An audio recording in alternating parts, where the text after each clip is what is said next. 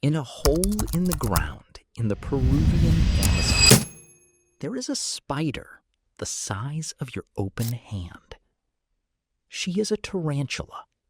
She is a hunter, and she eats, among other things, frogs. Now look at what's sitting an inch from her fangs.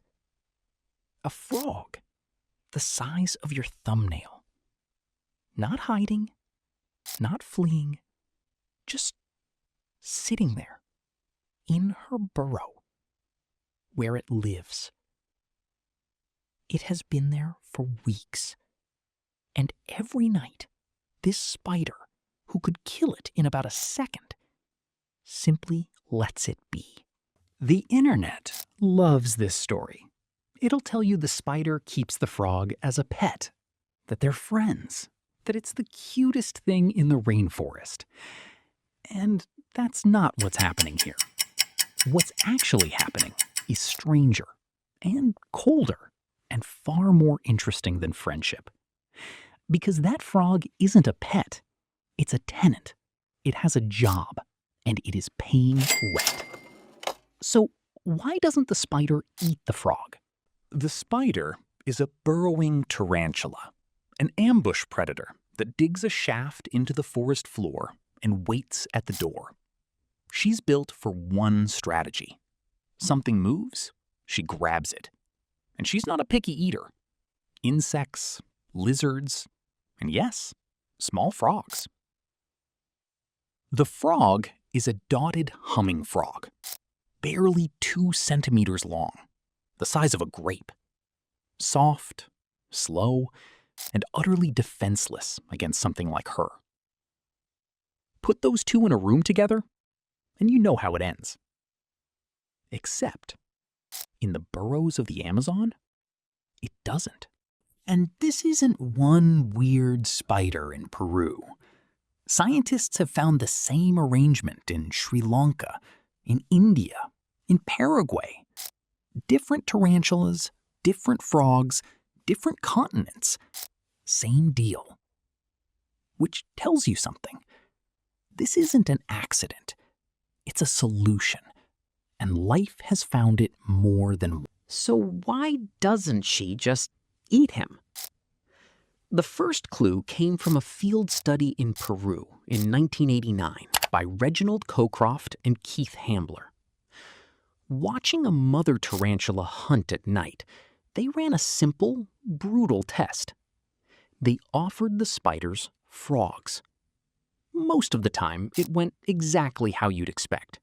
She pounced, seized the frog, killed it, fed it to her young. But sometimes, something else happened. She'd strike. She'd catch the frog in her fangs. She'd hold it. And then she'd let it go. The researchers picked up the frogs she'd released. There wasn't a scratch on them. She hadn't tried to kill them. She had grabbed them, checked them, and put them back down. That is a very strange thing for a predator to do. This wasn't rejection after a taste. This was recognition. She was reading these frogs like a label. The spider, they proposed, was using chemical cues to identify the frog. Not mercy. Not kindness. She was checking its ID. That's a beautiful hypothesis. But how would you test it? You'd have to take that skin and put it on a different frog. And that is exactly what somebody did. A researcher took the skin of a humming frog. So there's your answer, and it is not a warm one. The frog's skin carries toxins that make it foul, or dangerous, or simply wrong to eat. The spider isn't showing mercy. She has evolved to recognize a chemical signature that means not food.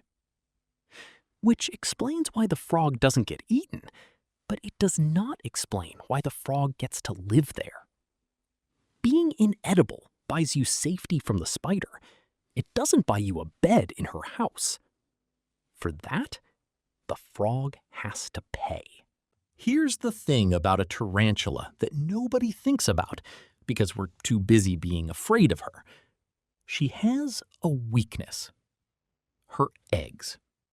Her whole design is built around confronting things one at a time. Something big walks by, she grabs it, which leaves her helpless against the opposite threat, something small arriving in enormous numbers. Ants. An ant raid can pour into a burrow and strip an entire clutch of eggs, her whole future, while she stands over them, able to kill any single ant she touches and unable to stop the tide. Now, what does a narrow-mouthed frog eat? Ants, almost exclusively.